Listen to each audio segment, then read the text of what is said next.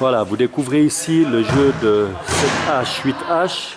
À ce moment-là, les limites du terrain sont le terrain de badminton, limite intérieure. On se retrouve à 3 contre 3, 3 contre 3 sur le terrain, éventuellement un quatrième joueur qui est dans le cerceau à l'extérieur. L'équipe qui a donné la balle par-dessus le filet, on peut déjà regarder ça, fait chaque fois tourne d'un cran dans le sens des aiguilles de la montre, toujours dans le sens des aiguilles de la montre, comme une rotation au volleyball. Les élèves ont l'obligation de faire au moins une passe.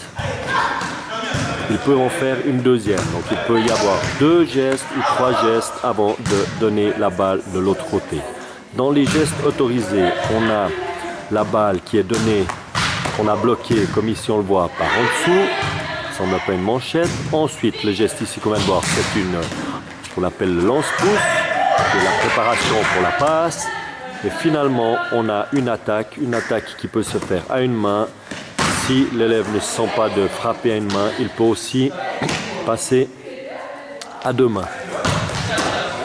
Là on voit que la joueuse, elles font en principe 3 passes, mais on pourrait très bien avoir, comme on vient de le voir ici, une fille qui attrape la balle, une des 2 filles qui est devant qui attrape la balle et qui va donner la balle ensuite à sa camarade qui va la jouer directement de l'autre côté. Donc 2 gestes ou 3 gestes.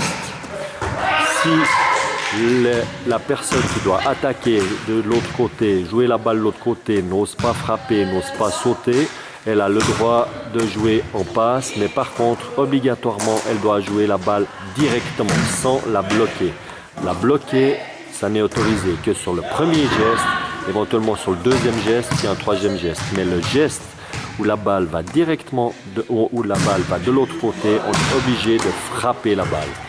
Ce qui oblige à jouer un tout petit peu en défense, à être prêt à recevoir la balle.